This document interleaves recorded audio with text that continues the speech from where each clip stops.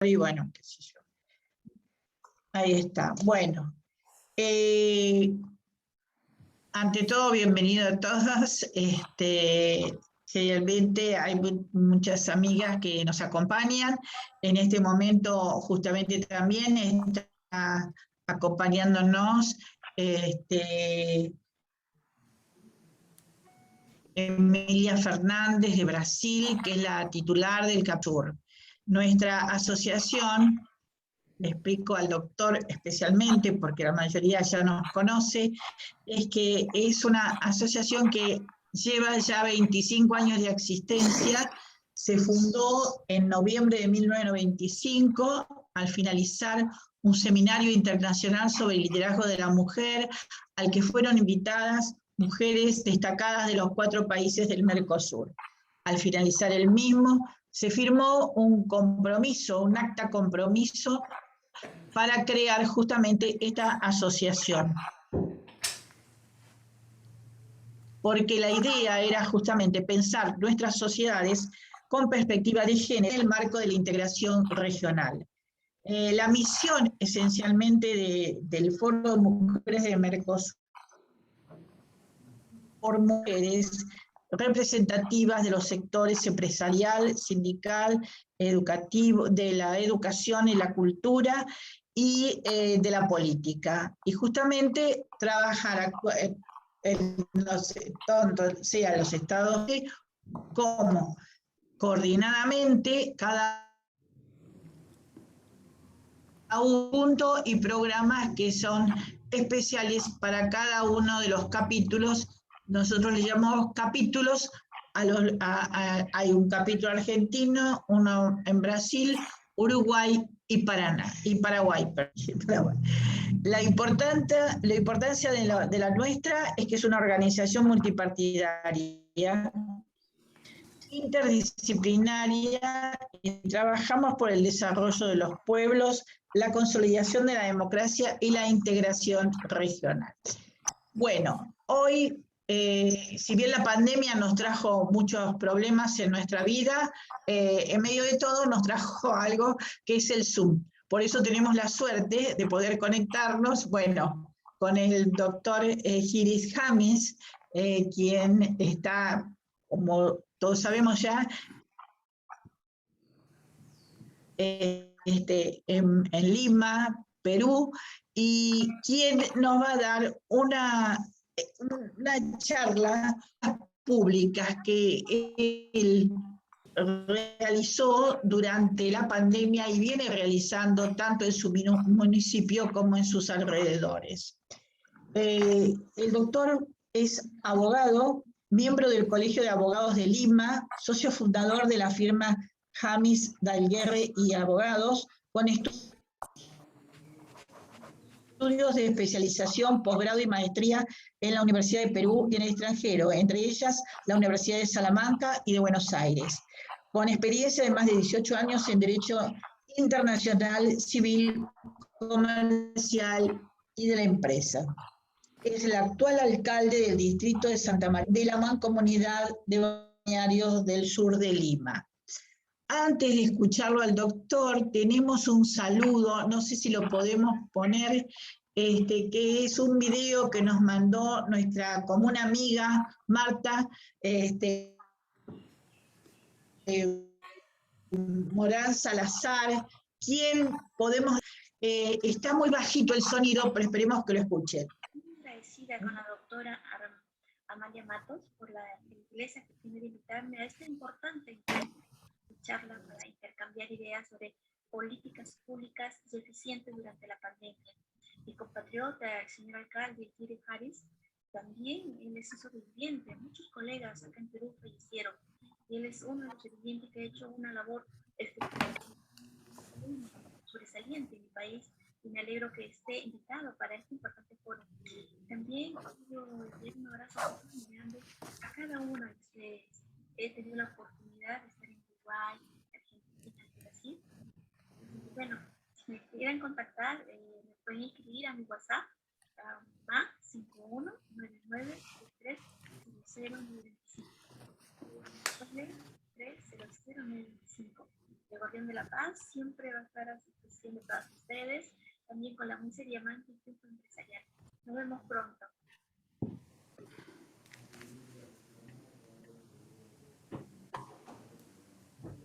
Bueno, se oye muy bajito, pero bueno, es el saludo que nos manda Marta. Y bueno, ahora sí, le damos la palabra al doctor y escuchamos todas las grandes políticas que él ha hecho y cómo están trabajando ustedes ahí en Lima, Perú. Muchas gracias, Amalia, gracias a todas y gracias a Martita por ese saludo.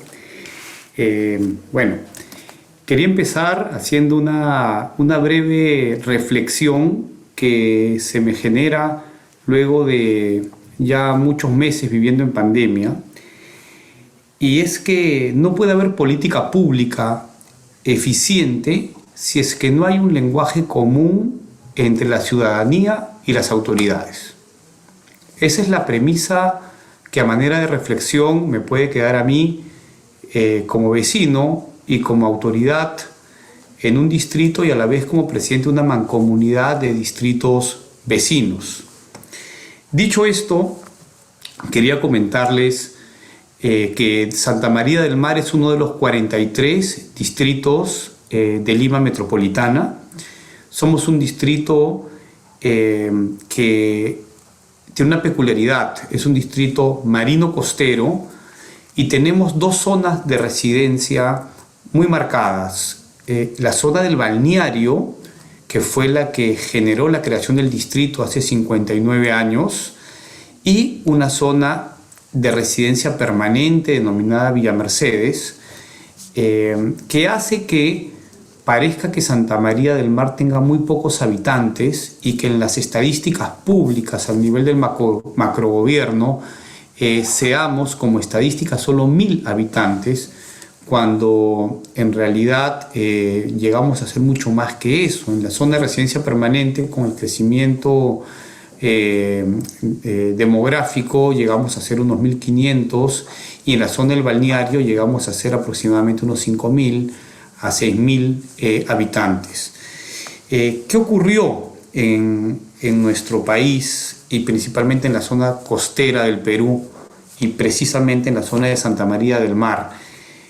Cuando aparece el COVID en la primera ola, se genera una cuarentena focalizada en la mayoría de los lugares que impedía, con fines de protección, digamos, y de evitar mayores contagios, la locomoción de las personas y que se mantengan en sus lugares. Y esto se dio un 15 de marzo.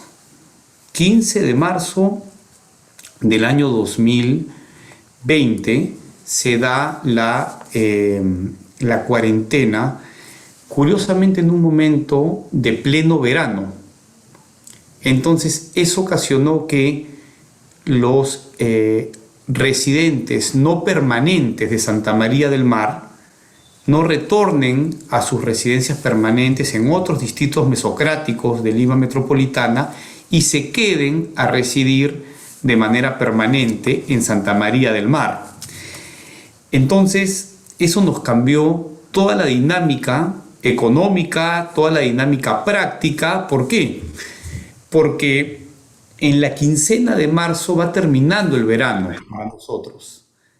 De esta forma, lo que se genera es que una gran población que era itinerante o temporal o veraneante se vuelva permanente, y es allí donde empiezan a ocurrir, producto de la pandemia, ciertas situaciones que no estaban previstas ni contempladas. Ejemplo, en la zona del balneario de Santa María del Mar, nuestra zona de restaurantes y de satisfacción de necesidades de servicio, de alimentos y bebidas están focalizadas en clubes sociales. Tenemos principalmente un club con 3 sedes, una sede náutica, una sede deportiva y una central que dan servicios de restauración, de alimentación. Esas sedes usualmente funcionan solamente en temporada de verano. Luego, tenemos un solo lugar de abastecimiento de productos, que es un market, digamos que solía ser un market complementario. Cada quien traía de Lima o de grandes establecimientos los principales productos que necesitaba para poder, digamos, cubrir sus requerimientos, y complementaba los mismos con el market. Pero cuando se da la situación de la cuarentena, se nos presenta una situación macro. No teníamos centros de abastecimiento. Normalmente el centro de salud es un centro de salud que lo paga Santa María del Mar a través de la asociación de propietarios, que los contratos terminan al fin del verano. Y se presentan situaciones en las que teníamos que tomar decisiones y medidas. Es así que la pandemia nos invitó a destacar un principio que creo que es la clave de políticas exitosas, que es la solidaridad.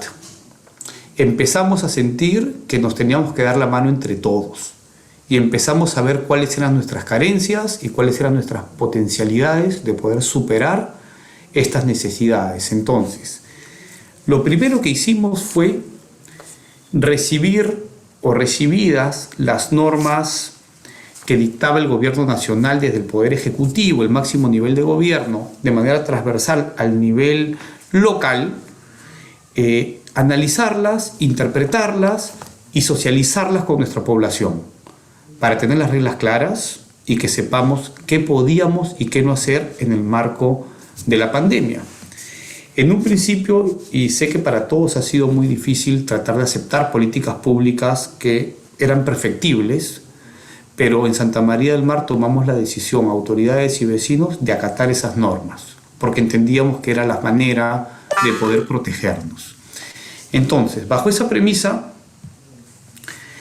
buscamos la forma como cubrir nuestras necesidades de abastecimiento. ¿Qué hicimos? Santa María del Mar es el distrito con menos presupuesto de todo Lima metropolitana. Entonces, nos reunimos autoridades municipales, de la Policía Nacional del Perú y del club que les comentaba, que es el Club Esmeralda, que es nuestro club emblemático. Sumamos esfuerzos y lanzamos una primera medida. Yo, como autoridad y primera autoridad del distrito, había entendido claramente que el foco principal de contagio eran los centros de abasto. Y como no teníamos un centro de abasto propio, nos teníamos que ir a los centros de abasto más cercanos de los distritos vecinos. Entonces, para evitar hacer este intercambio de personas y cosas, establecimos un servicio gratuito a la comunidad, mediante el cual, con un vehículo o dos vehículos del club que nosotros como municipio no teníamos, y con personal compartido, generamos un padrón de todos los residentes y generamos una bolsa de pedidos de alimentación y de bebidas y de medicinas y de lo que fuera necesario. Eso funcionó perfectamente porque el personal iba a los lugares de abasto y traía en un paquete por cada familia lo que había solicitado sin costo y lo dejaba en la puerta de cada casa. De esa manera, cada vecino tenía la tranquilidad de poder quedarse en su hogar, además que porque teníamos reglas de inmovilización, sin tener que desplazarse hacia el exterior. Entonces yo creo que esta fue la primera gran medida que tuvimos y que nos generó que no tengamos que movilizarnos fuera del distrito o más allá de lo necesario. Luego de eso, lo que hicimos fue una campaña con el sector privado de tamizaje con pruebas que no son las ideales, las denominadas pruebas rápidas o serológicas, para poder identificar, sobre todo en el personal de primera línea, Serenajo, que es Seguridad Ciudadana Municipal, Limpieza Pública, Parques y Jardines, quienes podrían tener el virus en sus cuerpos y de manera temprana poder generar un cerco epidemiológico, ¿no? Mandarlo a casa ¿no? Y poderle llevar sus alimentos y poderle llevar sus medicinas sin que tenga que estar siendo un vector de contagio. Esa nos parece que fue otra medida bastante acertada. A estas medidas tomamos una que fue muy difícil de tomar, pero que como autoridades tenemos que ejercer un principio de autoridad y velar por el bienestar de nuestra población. Hicimos un control muy dedicado del acceso de visitantes, de proveedores y de extraños a nuestro distrito. De esa forma limitamos el acceso innecesario, ¿no? Aunque significaba evidentemente enfrentar algunas críticas, ¿no? Porque, como decía al inicio, somos un distrito marino costero, era verano, tenemos playas hermosas, tenemos vistas envidiables, y de esta forma somos un lugar que recibimos miles de visitantes por día en el verano.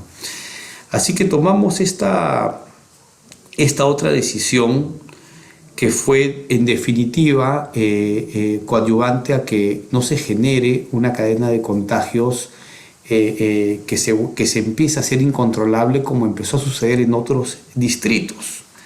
Yo hasta aquí quería comentar algo que me hace reflexionar.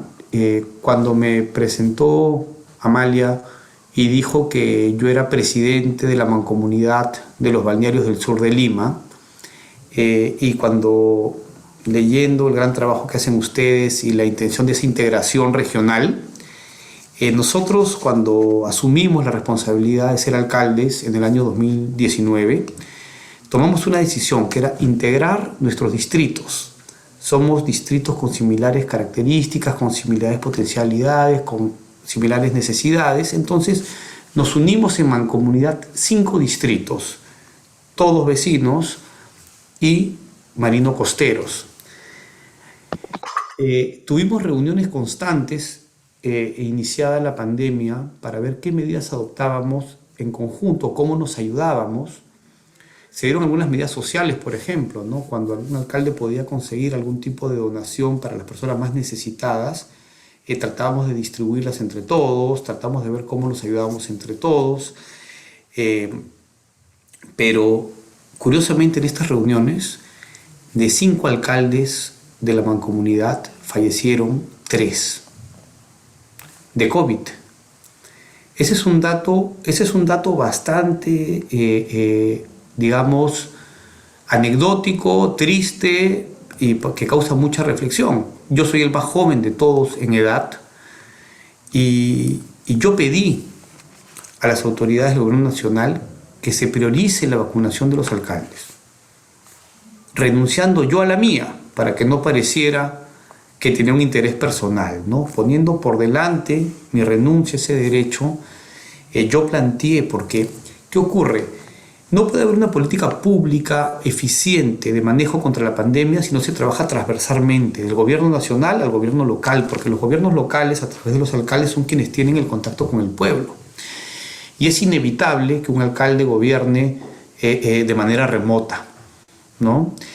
Entonces, doy este dato antes de continuar para decir que los alcaldes pusimos el pecho, como decimos en Perú, por nuestra población. Nos pusimos en primera línea, y de 5 alcaldes ya no nos acompañan 3, ¿no? Entonces, tocó muy duro la pandemia en el Perú. Las estadísticas han sido desalentadoras en algunos casos, y en otros casos, digamos, no nos causa orgullo, pero sí nos causa una reflexión, porque la pandemia continúa y se vuelve casi imparable, y va mutando va mutando el virus. Y bueno, continúo diciendo que empezamos a ver y a velar, como decía, por los sectores más necesitados. Para nosotros, tratar que los vecinos no salgan innecesariamente, porque la norma empezó a flexibilizarse. No fueron normas locales, todas las normas partieron del gobierno ejecutivo. Entonces fueron normas nacionales que no necesariamente calzaban en cada realidad individual, ¿no? Por ejemplo, la norma de no salir fue muy discutida en la zona marino-costera, porque decíamos, qué mejor que salir a tomar aire al mar, ¿no? Si es que realmente hay una erosidad tremenda en el distrito, si comparamos la cantidad de espacio versus la cantidad de personas. Pero claro, el gobierno nacional decía, está bien, aplica tu realidad, pero si pasa en otro distrito o en otro lugar, eso va a ser un foco de contagio brutal. Entonces, no se nos permitió legislar o hacer precisiones a nivel local. Tuvimos que acostumbrarnos o que adecuarnos a las normas nacionales. En esa medida buscamos llevar canastas de alimentos o packs de alimentos a los sectores más necesitados para que no tengan que salir de sus casas, como consecuencia de unas transferencias especiales que hizo el gobierno nacional para los gobiernos locales. Buscamos conseguir donaciones que llevamos a las casas de los vecinos también. Generamos una dura campaña de concientización a los centros de abasto locales que tenemos en nuestra zona de habitación permanente. Tenemos pequeños negocios, pequeños comercios.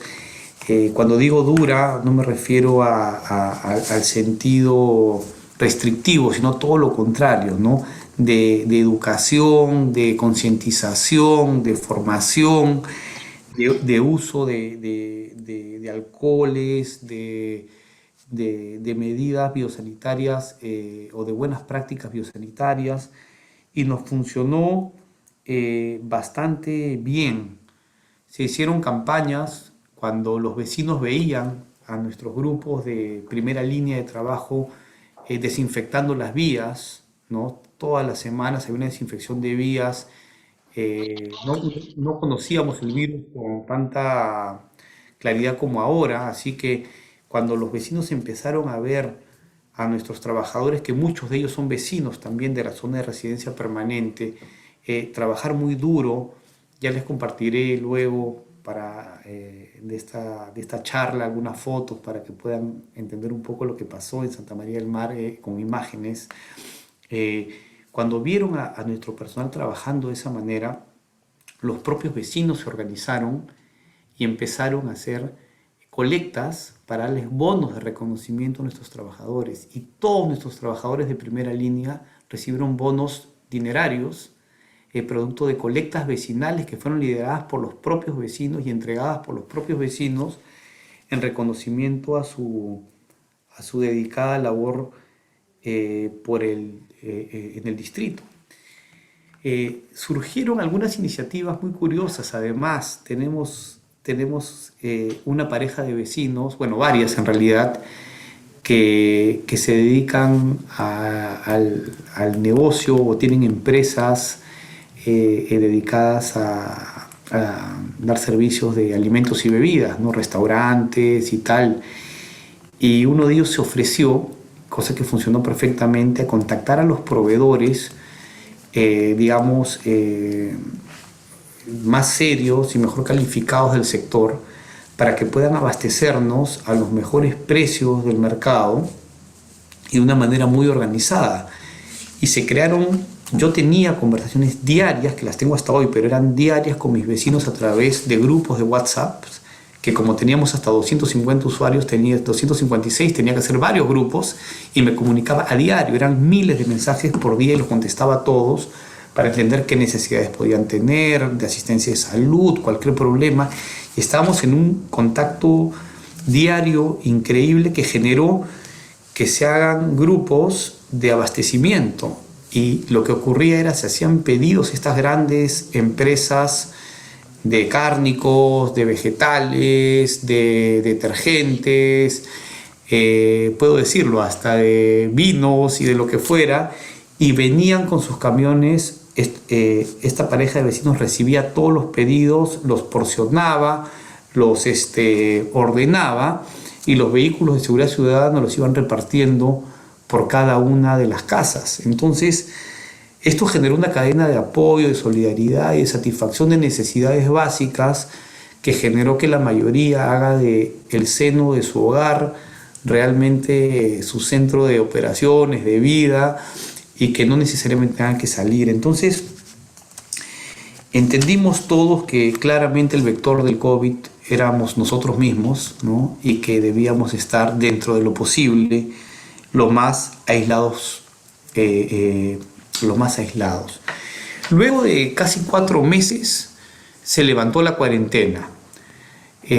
Cuando digo cuarentena me refiero a la imposibilidad de poder salir de casa, salvo casos puntualmente permitidos, y se generó el levantamiento de la cuarentena con algunas restricciones horarias, restricciones de justificación. Entonces ya había un poco más de movilidad dentro del distrito. Entonces, ¿qué decidimos hacer? Invitamos a estas empresas a que hagan ventas itinerantes. Entonces llegaban a estas empresas y hacían ventas directamente a los vecinos, que, como repito, generaban una estancia, digamos, más cómoda dentro de las limitaciones propias de la insatisfacción de no poder regresar a la normalidad, ¿no? Ya habíamos asumido que estábamos viviendo una nueva normalidad. Ya lo habíamos asumido todos, ya no había vuelta atrás. Entonces no quedó otra cosa que acomodarnos a ella. Un punto muy importante que quiero destacar, y creo que con el que debía empezar junto con la reflexión que les hice al inicio, es que Santa María del Mar es un distrito privilegiado en esta zona de franja costera. Nuestros fundadores, cuando conocieron el lugar y visionaron este espacio como un lugar para vivir, encontraron que tenía carencia de redes de saneamiento. En la zona sur ya hay un proyecto muy grande en ejecución, ya prácticamente terminado y en etapa de pruebas para dar servicio de agua potable. Pero en toda esta zona no había agua potable, ¿no? Salvo en Santa María del Mar.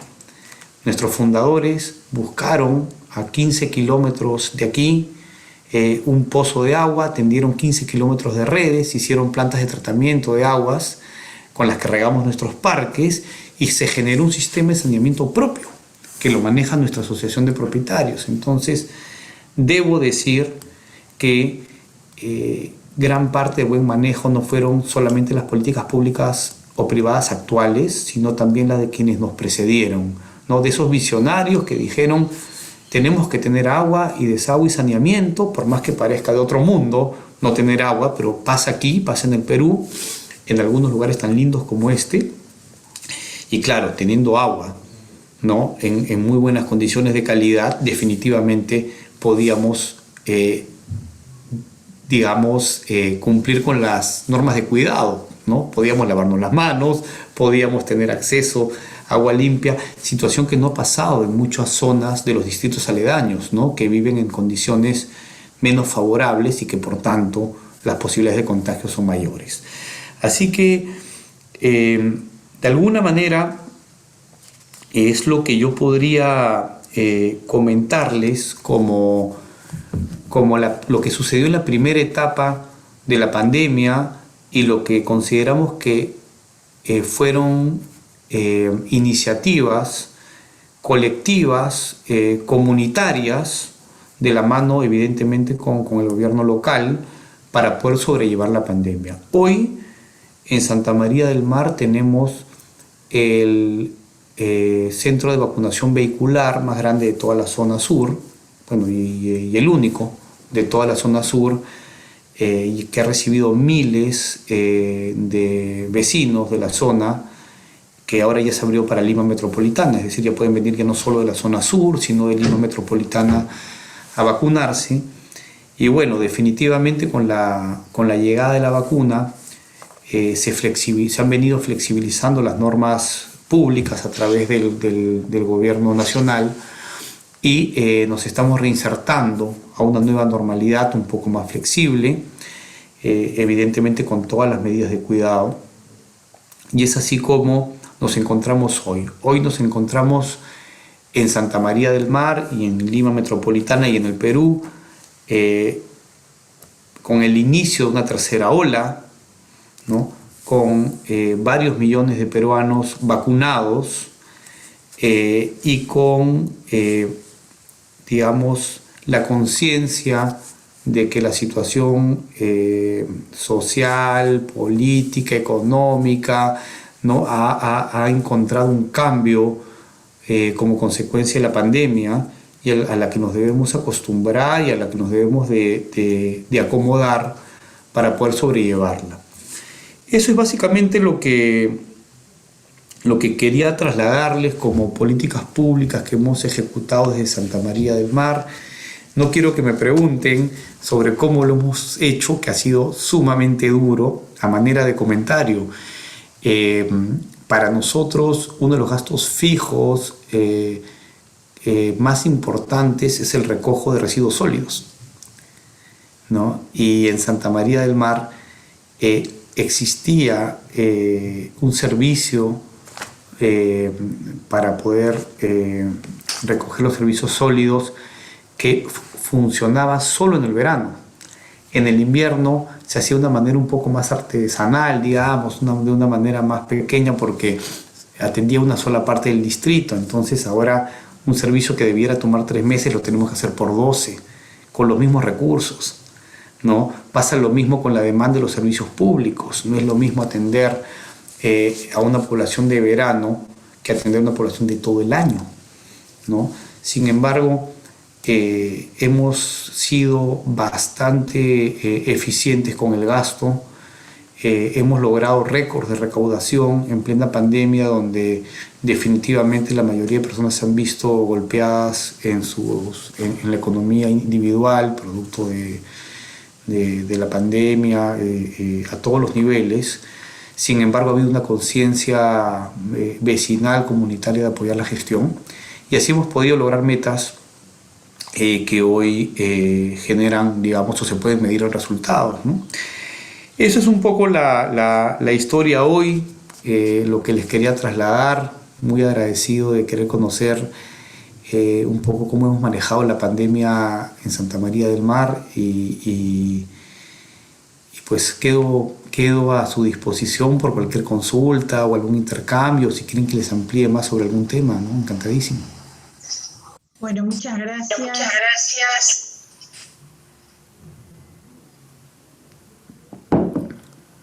Yo creo que, no sé si alguna tiene alguna pregunta. A mí, ¿cómo fue el tema de la vacunación? ¿Cómo fue la relación tanto del gobierno nacional con el municipio? Y si la vacunación fue por diferentes edades, o bueno, ¿cómo llegó y qué tipo de vacunación? Si tuvieron 1 dosis, 2 dosis, ¿cómo fue? Porque acá la verdad que ha sido en la Argentina, ¿no? Muy complicado todo el tema de la vacunación. Muchas gracias por tu pregunta. Esa pregunta es muy interesante porque aquí también han habido situaciones, digamos, que destacar respecto del proceso de vacunación. Bueno, tardaron en llegar las vacunas definitivamente, ¿no? Tardaron las negociaciones, no fuimos de los primeros países que recibimos vacunas, todo lo contrario. En Santa María del Mar tenemos un puesto de salud que es de la categorización de los centros de salud, el de, digamos, menor jerarquía, ¿no? El que tiene el servicio básico de atención, que no funcionaba antes de la pandemia. Yo trabajé mucho en reactivar ese puesto de salud antes de la pandemia, y lo pudimos reactivar. Fue un compromiso que yo me hice, digamos, al asumir el encargo, y lo pudimos reactivar. Funciona en un horario reducido y para una atención primaria, pero por lo menos ya lo teníamos activo. Y teníamos un centro de salud privado que, como les digo, lo contratamos todos los años a una clínica especializada para que pueda atender los requerimientos de salud. El gobierno decidió que la vacunación se tenía que hacer a través de los centros de salud. Pero ¿qué ocurría? Nuestro centro de salud no estaba preparado para la vacunación por su categorización.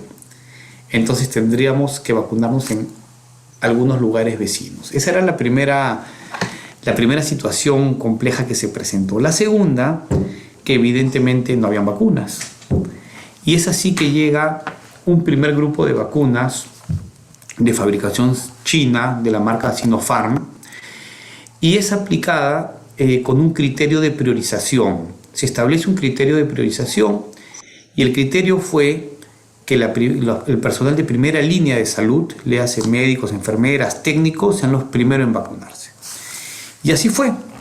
Fueron ellos quienes accedieron a la vacuna para luego poder vacunar a los demás. Entonces, ese fue el primer grupo. Mientras tanto, la pandemia estaba en su pico, ¿no? En un terrible pico. Y luego llegaron vacunas del laboratorio Pfizer, ¿no? Las cuales fueron, digamos, muy bien vistas.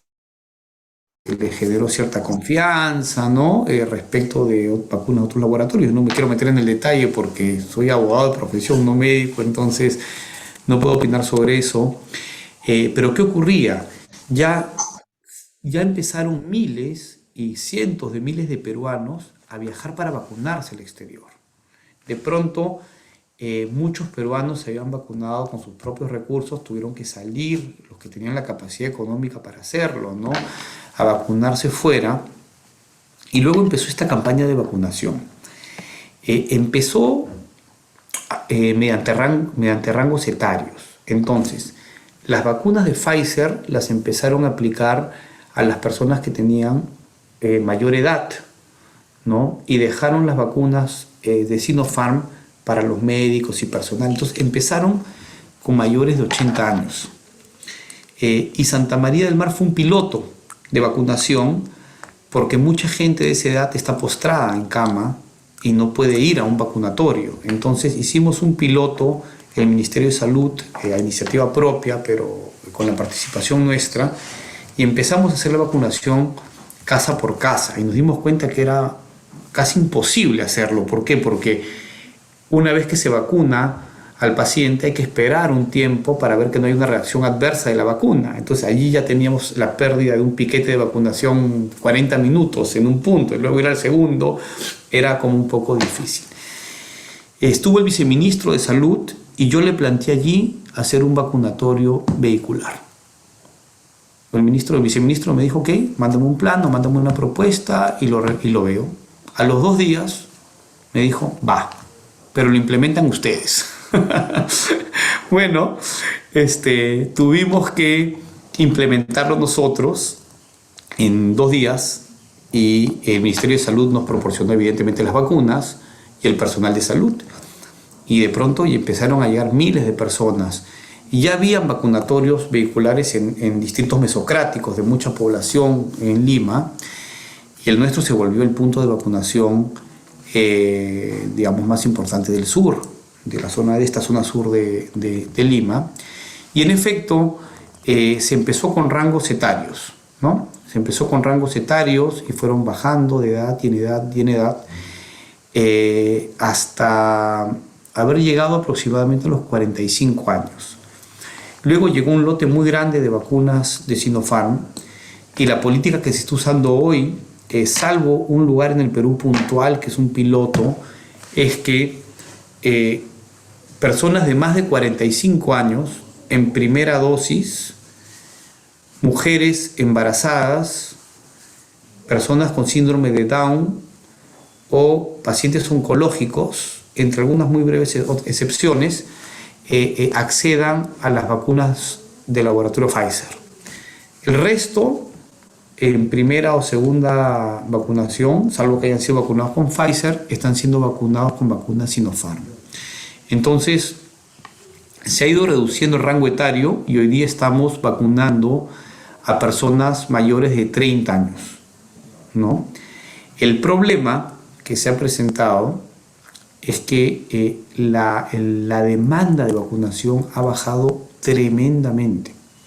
O sea, de tener cientos de personas esperando vacunarse, en un proceso muy eficiente además, pasaba muy rápido. Algunos me decían, mira, me demoré mucho más en Miami que en el Vacunacar aquí. Muy eficiente todo el personal de primera, pero de pronto se ha visto que hay personas que no están optando por la segunda dosis, por un lado, por razones que desconocemos, y por el otro lado hay otras personas que no quieren vacunarse con vacunas que no sean de el laboratorio Pfizer. Entonces, eso está ocasionando que entre los 30 y 40 años haya muy pocos vacunados, habiendo mucho más stock de vacunas que demanda de uso de las mismas. Entonces, así es como se están dando las cosas.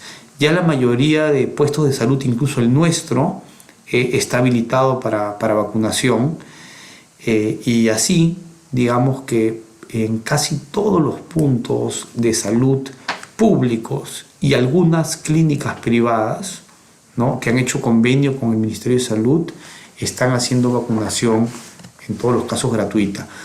Hubieron iniciativas muchas del empresariado y de algunas políticas de algunas autoridades de poder aperturar la adquisición de vacunas a los privados, o que los gobiernos locales o regionales, a diferencia del gobierno nacional, puedan también adquirir las vacunas para poder llevarlas a cada comunidad que representan. Y el gobierno lo negó, no sintió que correspondiera, ¿no? Inclusive lo que había planteado el sector privado es que la vacunación sea gratuita para quienes adquieran las vacunas, porque estaban destinadas a su personal, un poco para reactivar la economía, pero no se permitió, y realmente la pandemia ha generado un golpe muy duro en varios sectores de la economía, como en todos los países, ¿no? Yo quiero nombrar uno puntual.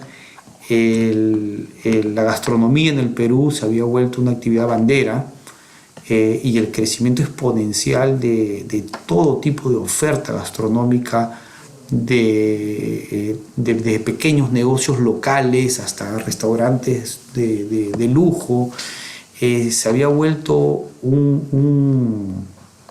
una práctica muy común. La mayoría tuvieron que cerrar sus puertas, quebrar, e inclusive aquellos que ya tenían un nombre muy ganado, porque ya no podían soportar el tiempo de espera para poder reactivarse. El gobierno nacional generó algunas políticas interesantes, diría yo bastante interesantes, de reactivación económica, ¿no? Generó un programa que se llama Reactiva, que permitía a diferentes negocios, en función a su facturación y en función al giro, ¿no?, acogerse a ciertos préstamos dinerarios con un periodo de gracia importante para poder pasar la pandemia. Entonces muchos negocios, como digo, de todos los niveles, se acogieron a este oxígeno, por decirlo de alguna manera, económico, y lograron salir adelante, otros no. Y luego lo que desnudó esta pandemia, yo creo en negativo, fue que evidentemente no estamos preparados para una pandemia, ¿no? Nuestros establecimientos de salud no están preparados ni siquiera, ¿no?, para atender los requerimientos de salud que ya habían antes de la pandemia. Ya con la pandemia colapsaron. Pero, como repito, creo que también nos ayudó a que reflexionemos sobre la importancia de ser solidarios, ¿no? Aquí ha habido una cadena increíble. Por ejemplo, como autoridades locales, nosotros no podemos hacer adquisiciones por un tema regulatorio de bienes o productos que sean de competencia de otro órgano, por ejemplo, de un Ministerio de Salud. Entonces, yo personalmente con mi propio peculio compré balones de oxígeno, ¿no?, y los puse a disposición de mis vecinos. Mi primer regidor es médico y hizo lo propio, compró y se dedicó a ayudar a los vecinos con asistencia remota, y así se generó una cadena de solidaridad increíble, ¿no? O sea, el que tenía un balón de oxígeno se lo prestaba al otro, y tratábamos de ver la forma. Aquí, como digo, no nos impactó, han habido muy pocos casos de personas que tuvieron que ir a UCI, muy pocos casos de personas que usaron oxígeno, y exagero si digo que 2 o 3 personas que tuvieron que fallecer en mi distrito como consecuencia de COVID. O sea, somos una población pequeña también, pero estadísticamente no fue tan agresivo, o los efectos no han sido tan agresivos de la pandemia. Pero así es como se da, y ese es el tema de la vacunación. Hoy es curioso ver los centros de vacunación prácticamente vacíos.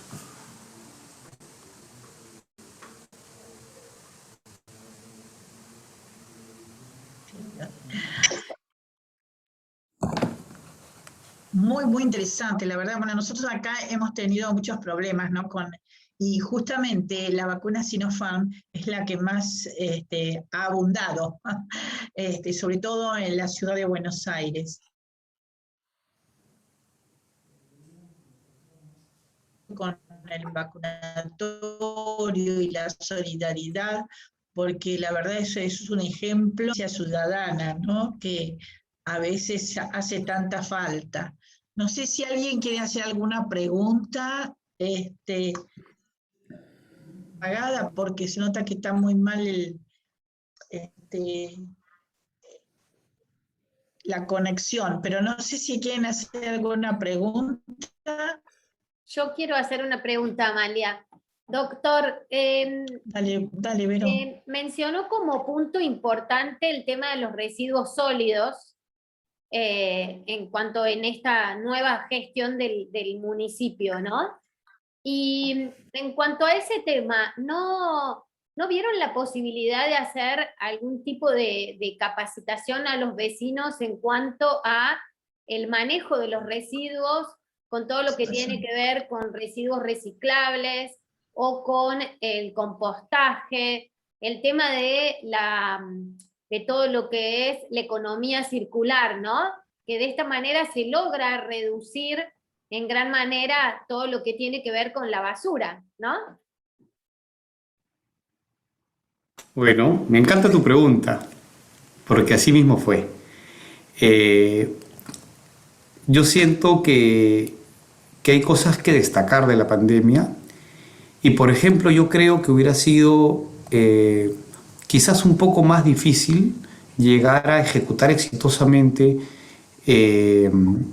la economía circular en el distrito, porque claro, tiene un componente, digamos, económico, pero tiene un componente de salvar el planeta, que creo que es más importante aún. En Santa María del Mar, el 60% de los habitantes reciclamos. Estamos haciendo compostaje y reciclaje. Una vez por semana, la Municipalidad de Santa María del Mar entrega a los vecinos un balde bastante grande para que ellos puedan desechar allí sus residuos orgánicos, y un saquillo bastante grande también, para que puedan desechar en él todos los residuos o reciclables, le hace cartón, plásticos, botellas de vidrio, y con ellos tenemos nuestras propias camas de compostaje. Hemos hecho nuestro centro de tratamiento de residuos orgánicos, y nuestros parques son abonados con el compost que producimos nosotros mismos, y les hacemos llegar a las familias una bolsa de compost para que también lo apliquen en sus casas. A manera de comentario, Santa María del Mar es el distrito con más áreas verdes por persona en Lima metropolitana.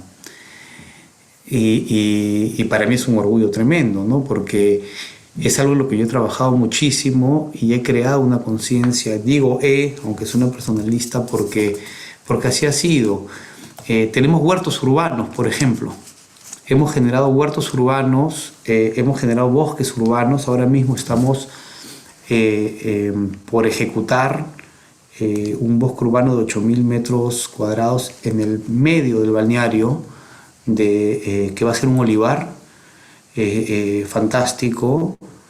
Y eso es un poco lo que creo que debemos rescatar mucho de la pandemia, ¿no? Hemos podido comunicar mucho, porque era necesario comunicarnos entre todos. Ya les comenté de los grupos de WhatsApp, de los grupos de comunicación constante vecinal, y les comento algo, ¿no? Hoy anuncié que vamos a tener el primer ecoparque para niños del distrito y de la ciudad, que lo vamos a hacer con ecoladrillos, ¿no? Lo que hacemos es trabajar con las botellas de plástico, ¿no? Que se llegan a compactar porque en ellas introducimos otros residuos que no se pueden reciclar, y con eso hacemos ladrillos.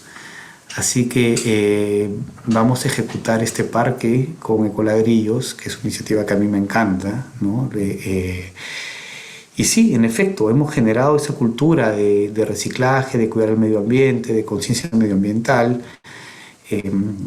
Hemos trabajado muy duro en eso, ¿no? Veníamos hace un rato, a las 2:30 de la tarde, hicimos una charla de cuidado del mar, y yo decía, ¿no? En mi distrito no limpiamos las playas los días que hay que hacer campañas de limpieza de playa, porque no las ensuciamos. O sea, a nosotros nos llegan el plástico, y nos llega cuando hay oleaje anómalo o cuando hay crecidas, porque vienen porque están en el mar, porque tenemos islas de plástico monstruosas en todos lados, y tenemos desperdicios plásticos por todos lados. Ese es el momento en que tenemos plástico, pero desde de la arena al mar no pasa en Santa María del Mar. Así que sí, hemos trabajado muchísimo en la economía circular. Lo que hacemos en nuestros huertos urbanos, por ejemplo, es llevar a los grupos de los adultos mayores y a los niños, les explicamos cómo funcionan, los hacemos cosechar y los incentivamos a que puedan hacer en pequeños espacios, porque no hay muchos espacios grandes en los domicilios, que puedan hacer sus propios huertos. Y está funcionando y lo están haciendo. Entonces, es motivador para el que segrega sus residuos orgánicos, recibir luego compost y poder visitar nuestra planta de compostaje y poder entender cómo funciona, ¿no? Entonces, sí, hemos trabajado muy duro en eso, y yo aspiro a que lleguemos al 100%. Estoy convencido de que eso va a pasar en el cortísimo plazo, tal cual lo señalas. Gracias, Verónica, por tocar ese tema.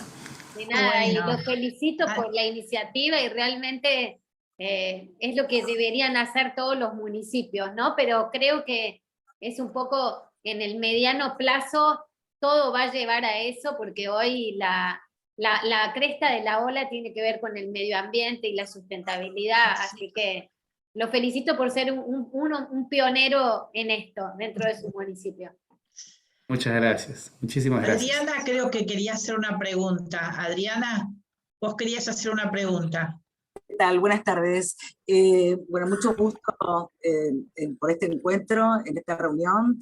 Y lo que quería saber es cuáles son las medidas que tomaron para el cuidado de los adultos mayores durante este periodo de pandemia.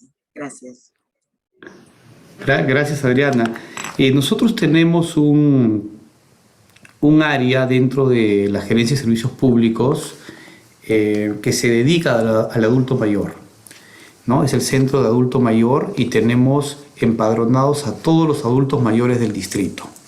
Entonces, lo que hemos hecho con ellos es, claramente, lo comentaba, pero no lo especifiqué al inicio, una de las unidades que nos proporcionó el club para poder satisfacer necesidades del vecino fue destinada exclusivamente para los adultos mayores. Era una camioneta pick-up con tolva, y lo que hacíamos era trasladarlos cuando había que trasladarlos, y llevarles alimentos y bebidas. Luego lo que hicimos con ellos fue hacer diferentes actividades virtuales y motivacionales para que de alguna manera tengan distracción y un espacio útil, ¿no? Ahora que tenemos la posibilidad de ya interrelacionarnos nuevamente con las medidas de cuidado, estamos haciendo muchas actividades con ellos. Por ejemplo, la semana pasada fue el Día del Adulto Mayor, y lo que hicimos fue congregarlos a todos en el marco de un almuerzo de confraternidad. Los agrupamos por núcleos familiares para que no tengan que estar, digamos, interactuando con personas con las que no conviven, y pudimos hacer una celebración con música, digamos, con un compartir que fue realmente muy bonito, ¿no? Porque fueron 2 años que prácticamente habían pasado sin que puedan socializar. Previamente a eso, hemos hecho varias actividades de trabajo en el huerto. Muchos de ellos están trabajando en el huerto. Definitivamente y a manera de ejemplo, ¿no? Uno de los adultos mayores más representativos del distrito, hoy es el encargado de la planta donde producimos el compostaje, ¿no? Y él está feliz porque siente que puede apoyar a la comunidad y está muy contento con lo que hace. Entonces, sí, hemos hecho muchas actividades. Ahora mismo, por ejemplo, la única actividad deportiva la única actividad que hemos aperturado es Tai Chi para adultos mayores, ¿no? Entonces hemos tomado muchísimas medidas de cuidado y ya lo tenemos como un mes en práctica. De hecho, hoy tengo un conversatorio vecinal que lo vamos a transmitir en vivo en la página de la municipalidad, que va a tratar sobre la reanudación de actividades deportivas, ¿no? Ya no yendo solamente a los adultos mayores, sino a los jóvenes, a los niños. Aquí se practican deportes náuticos, bueno, los que son a vela y los que son a motor, bueno, cada quien son deportes no asociativos, digamos, ¿no? Pero hay otros donde necesitamos de escuela, de cuidado, ¿no? Y de entrenamiento, como el bodyboard, por ejemplo. Y la idea es hablar de eso para reanudarlos. Y lo que hago yo siempre es tratar de hacer entender a los vecinos, y me entienden, que podemos retomar ciertas actividades, pero con todas las medidas de cuidado. Donde uno falla, fallamos todos y se termina la historia, y así nos cuidamos todos al final. Pero sí, eso hemos venido haciendo con los adultos mayores, lo vamos a seguir haciendo. Sentimos que los adultos mayores son quienes necesitan más atención en estos tiempos. En definitiva, hace 2 días me llamó un amigo y me dijo: Giries, para mí 2 años de vida son como 10 para ti. O sea, soy un hombre viejo y estoy en perfecto uso de mis facultades, pero siento que se me va la vida, ¿no? Y que se me han cortado las posibilidades. Entonces, yo lo he entendido así, ¿no? Siempre he pensado que los adultos mayores son quienes más nos pueden dar, más nos pueden enseñar, y con quien debemos ser más retributivos por lo que han hecho por nosotros, ¿no? Curiosamente, y perdonen que me explaye, pero cuando yo hablaba que en Santa María del Mar tenemos un sector de residencia permanente, ese sector de residencia permanente, que hoy está muy lindo, a puro trabajo, es de personas que migraron de diferentes zonas, no de Lima, del Perú, y que llegaron a Santa María del Mar para trabajar en desarrollar el balneario. Entonces fueron personas que vinieron básicamente a hacer o a ejecutar mano de obra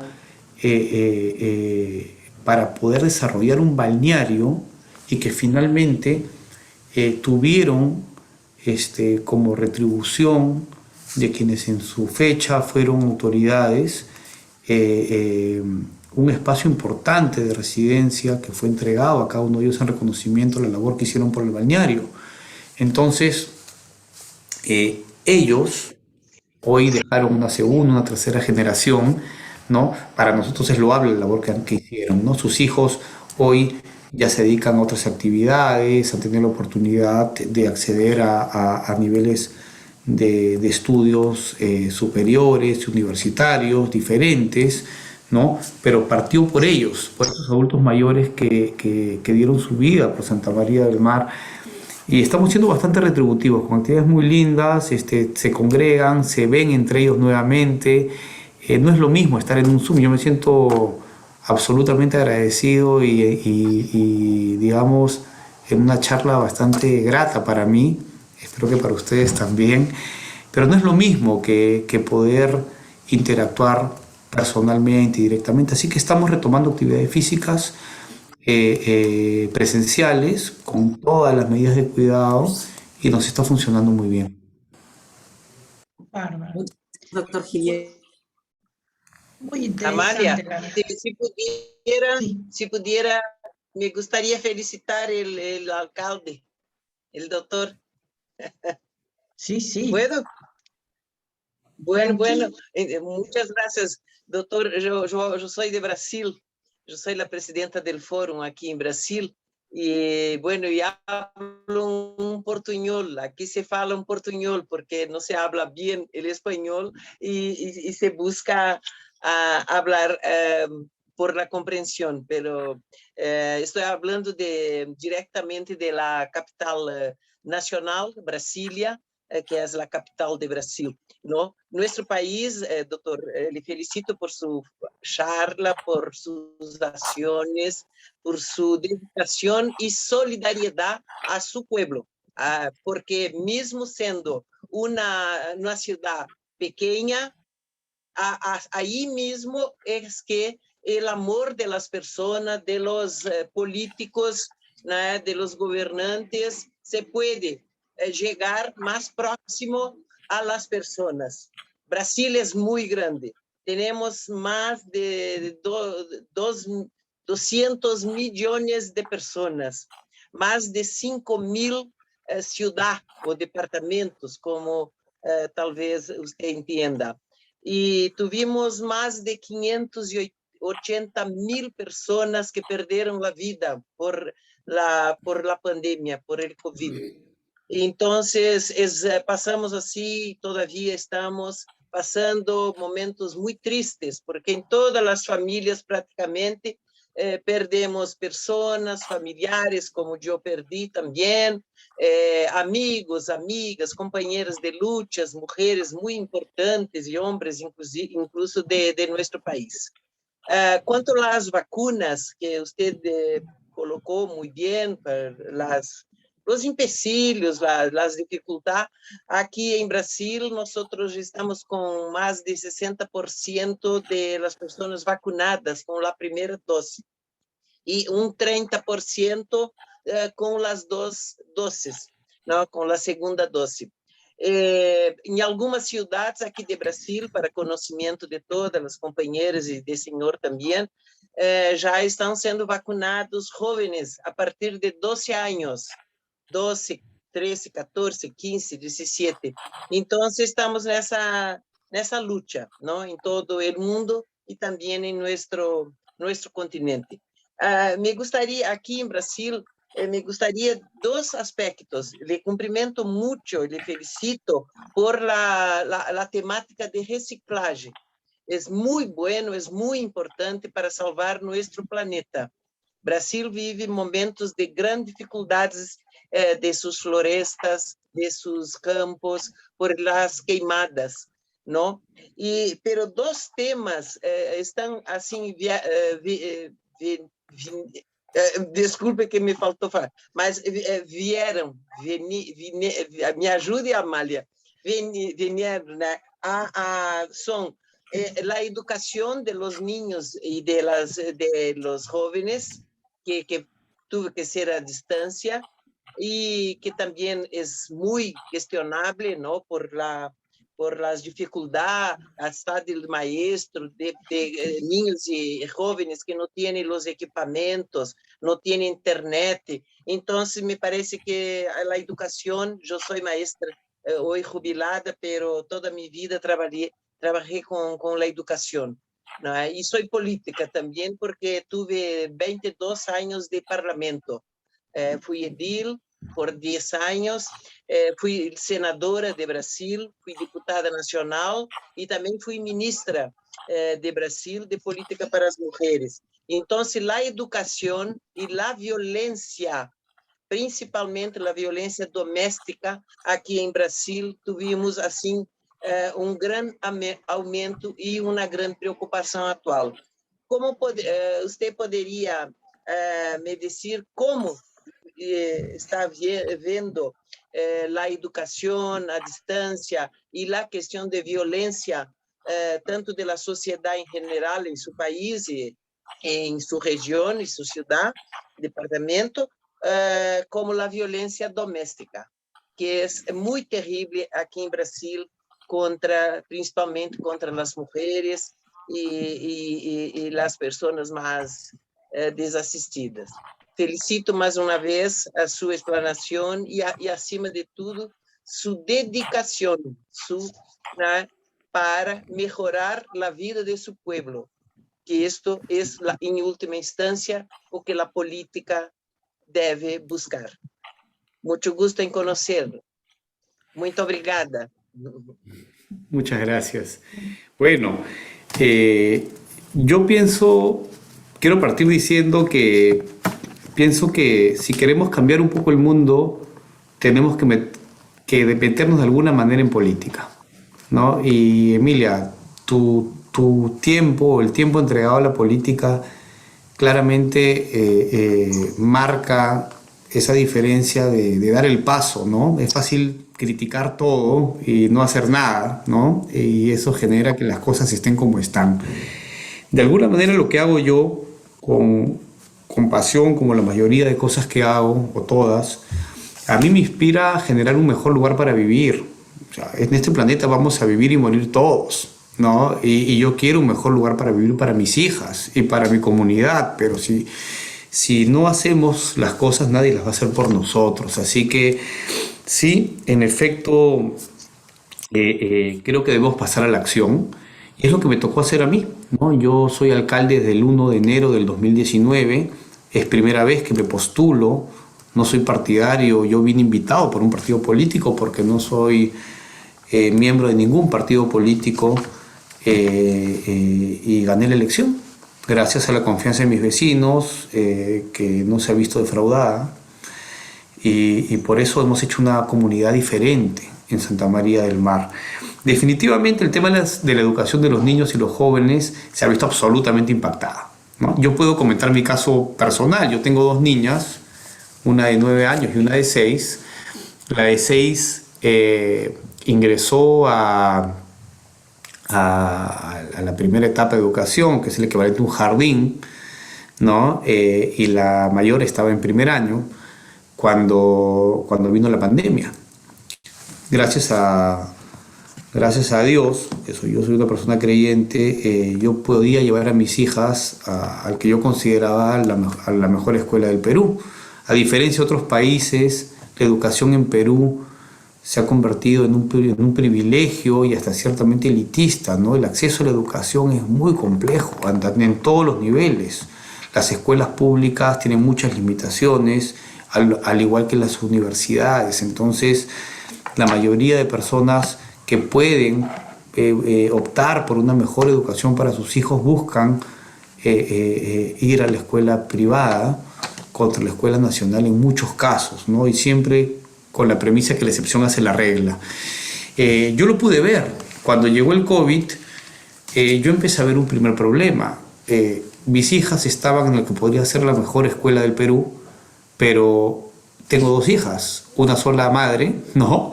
Y 2 pantallas de Zoom al mismo tiempo, en una clase donde las maestras tampoco sabían utilizar la aplicación. Entonces, era imposible desde mi punto de vista que las maestras puedan ejercer su expertise, porque no estaban preparadas, al igual que todos nosotros, a enfrentar, educar en pandemia, ¿no? Que los niños se acostumbren a una clase virtual, que pierdan el contacto natural de niños o de jóvenes con el entorno social, ¿no? Y por el otro lado, los tutores, sea el padre o la madre, quien haga las veces, poder de alguna manera sobrellevar el tiempo para estar con ellos, porque algunos trabajaban, otros tenían otras ocupaciones. Se hizo una tremenda confusión.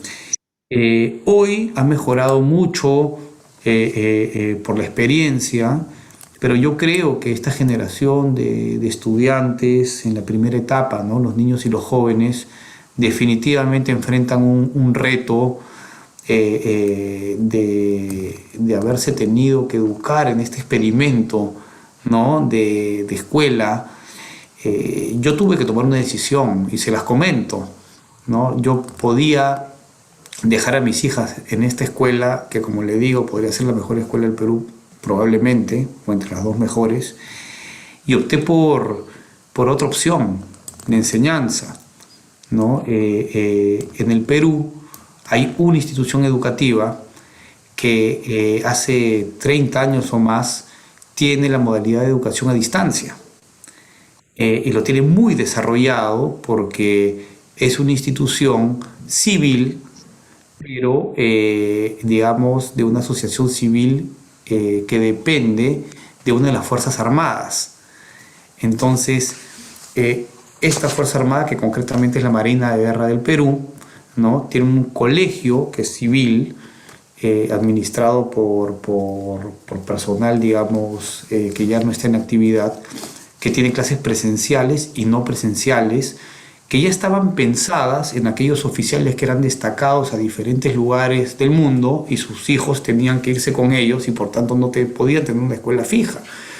Entonces, yo tuve, digamos, la oportunidad, la suerte, la decisión de mudar a mis hijas del colegio en el que estaban a este colegio donde tenían muchísima experiencia en clases no presenciales, por las razones que les comento, porque ya estaban preparados para eso hacía décadas. Y debo decir, como compartir una experiencia, ¿no? Que el nivel de aprendizaje de mis hijas respecto del resto de sus compañeros de la escuela anterior ha ido en una proporción diferenciada para bien, ¿no? Digamos que mis hijas en la escuela, digamos la mayor, porque la menor estaba en una etapa muy inicial, digamos, de educación, era casi un nido, aquí le decimos nido, o un nursery, digamos, ¿no? Pero a la mayorcita que andaba, digamos, a nivel de promedio, hoy comparativamente con sus con sus actuales amigos, pero ex compañeros de clase, está en un nivel superior. Entonces, sí, definitivamente, la educación yo creo que sí ha afectado, ¿no? A mí mis hijas me dicen extraño a mis amigos. Entonces, no solamente el punto de vista académico, ¿no? Sino también de crecimiento normal, social. Es evidente que es una generación que va a crecer con una experiencia de vida diferente, ¿no? Habrá que ver qué pasa en 10 años o 15 años con ellos.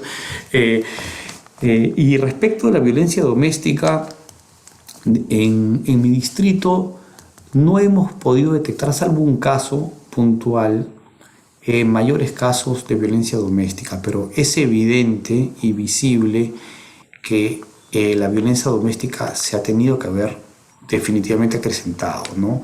Y si hablo a nivel macro de otros distritos vecinos y del Perú, definitivamente se ha acrecentado. Y la explicación es entendible en el sentido de que las personas que suelen ejercer violencia física o psicológica, ¿no? Se aprovechan, digamos, de la dependencia de las personas que son víctimas de esta cobardía, digamos, ¿no? De quienes ejecutan violencia hacia los demás, y al estar inevitablemente conviviendo por razones de restricción de movilizarse en el mismo techo, pues generan que tengan más tiempo juntos y por tanto más posibilidades de que hayan situaciones de este tipo.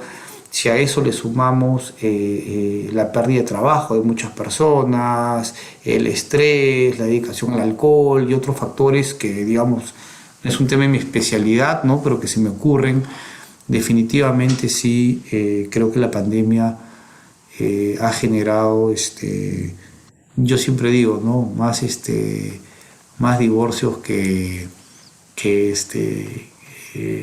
niños nuevos en casa, ¿no? Digamos, en positivo, pero en negativo sí pienso que también es inevitable o sea, creo que sería taparnos los ojos si no somos conscientes de que se ha acrecentado la violencia familiar. El problema es que hay personas que no lo dicen, ¿no? Y normalmente no lo dicen por miedo, porque las personas que son víctimas de violencia familiar es porque no tienen a dónde recurrir o a quién recurrir, por miedo, por vergüenza, por incapacidad de poder hacerlo, porque se sienten que no las van a coger o que la violencia va a ser peor si es que la revelan. Entonces, es un problema que creo que habría que trabajarse con una matriz y ver qué solución se le puede dar.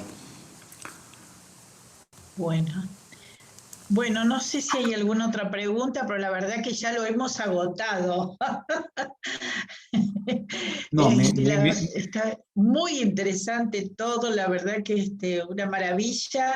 No sé si alguien quiere hacer alguna pregunta, si no lo ¿Me permitís, Amalia? vamos a dejar. Le agradecemos al doctor. ¿Cómo? Sí, dale, abrí. ¿Querés preguntar? Dale. Sí, digamos, quisiera por ahí, bueno, felicitarlo y pedirle una breve reflexión en cuanto a cómo pudo de alguna manera sobrellevar el tema del empleo, dado que es un pueblo una ciudad que comentaba que es turística, y supongo que se habrá visto muy afectada. ¿Cómo pudo sobrellevar esa situación, ¿no? Sabemos que en el mundo fue muy complejo, bueno, y en nuestro país no fue la excepción. Gracias por la pregunta. Ha sido muy duro, realmente ha sido muy duro porque, como decía en un inicio, ¿no? En la zona de la población permanente depende básicamente del verano, ¿no? Y las personas que vienen a disfrutar del verano tienen una realidad económica, digamos, acentuadamente distinta. Entonces, a manera de ejemplo, ¿no? Y va a parecer un ejemplo, digamos, muy al detalle, pero una de las actividades más esperadas por los vecinos de residencia permanente es un sorteo para poder acceder a dar servicios de instalación de soleras o de sombrillas en el verano, que resulta ser sumamente rentable para estas 8 o 9 familias que se distribuye, digamos, el espacio en la playa para que puedan ejercer de manera ordenada esta actividad. No lo han podido hacer, ¿no? Y para entender qué tan importante suele ser esta actividad, en algunos casos, en todos los casos, quien gana ese sorteo suele levantar un piso de su casa, un nivel de su casa, como resultado, digamos, del bienestar que ese sorteo y haberlo ganado y el esfuerzo de su trabajo le generó. Normalmente lo que ocurre es cada quien antes de llegar el verano pide a las personas que preparen sus casas, pinturas, trabajos de mantenimiento, que hoy ya no se los piden porque están viviendo dentro, ¿no? Entonces ya no hay que hacerle un mantenimiento periódico porque cada quien está viviendo como residencia permanente en la zona del balneario. Otras actividades como venta de diferentes productos y tal, todo quedó anulado. Los propios restaurantes y negocios en la zona también minimizados. Entonces, nosotros generamos una campaña que denominé Actívate Santa María, en la que invitamos a los vecinos a llenar fichas y que consignen en ellas todas las actividades que sabían hacer. Algún vecino ponía, por ejemplo, yo tengo tal actividad como especialidad, pero además manejas vehículos y ok, entonces pon también que puedes ser chofer. Listo, y como casi todos nos conocemos y tratamos de generar espacios en que se comunique un vecino con otro, ¿no? Necesito una enfermera, aquí hay una enfermera. Necesito, hablando de trabajos menores, ¿no? Necesito un pintor, aquí tienes un pintor. Necesito un cerrajero, aquí tienes un cerrajero. Entonces generamos una relación de contacto y por otro lado, lo que yo dispuse como una recomendación a mis gerentes es que la mayoría del personal que trabaja en la municipalidad, que es el gran empleador del distrito, porque aquí no tenemos industria, no tenemos hoteles, no tenemos mayores espacios, que se contrate sea el distrito. Y nos ha funcionado.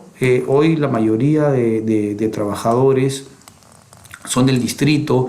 Curiosamente, como una experiencia, es primera vez en la historia de Santa María del Mar que vecinos trabajen en las gerencias, ¿no? ¿Por qué? Porque claro, personas que cubren los cuadros del perfil ahora residen permanentemente en el balneario y pueden ocupar un cargo que tiene ciertos requisitos y sobre los cuales no podemos omitir, ¿no? Entonces, hemos encontrado participación vecinal. Hoy tengo varios vecinos de las, digamos, de las dos únicas zonas de residencia trabajando aquí.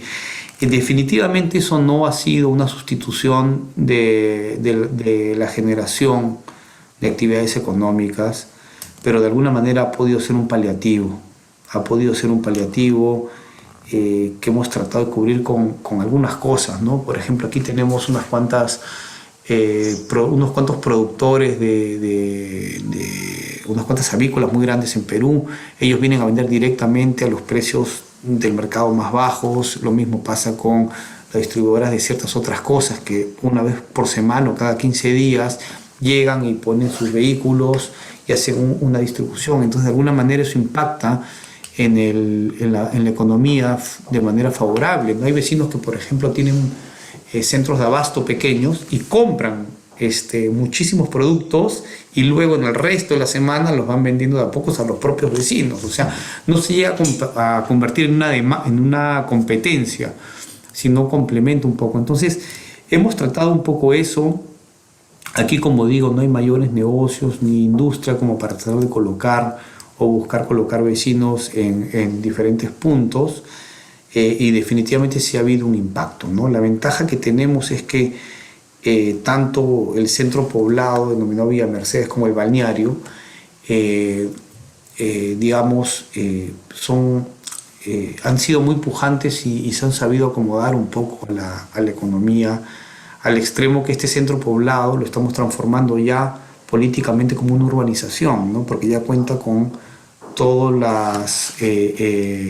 los servicios y las condiciones y las vías y los espacios públicos para dejar de ser un centro poblado que tiene una categorización menor, digamos, como un centro de ocupación, para ser una urbanización. Entonces, la pobreza extrema en mi distrito está puntualizada en muy poquitas familias y a esas familias le hemos dado asistencia directa. No lo podemos hacer directamente desde la municipalidad, pero sí hemos hecho grupos de vecinos con los que hemos llevado alguna motivación, ¿no? Inclusive recuerdo en Navidad hicimos entre todos, y ya no como alcalde, como vecino, una colecta, compramos un montón de juguetes, contratamos un Papá Noel, fuimos casa por casa a dejarle a los niños y darles un momento de alegría, ¿no? Y de alguna manera también un descanso económico para quien tenía que comprar los juguetes, ¿no? Así que hemos tratado de alguna manera de coadyuvar, pero claro, de poder regresar al statu quo de la generación, eso sí no ha sido posible. Una maravilla, Bárbaro. felicitaciones. Muy bien, la verdad que un montón de políticas públicas, cada una mejor que la otra. Sinceramente, sí es verdad, como hace Ana, un real aplauso, porque bueno, buenísimo, ojalá que muchos pudieran copiarlo. Bueno, muchas Gracias. gracias.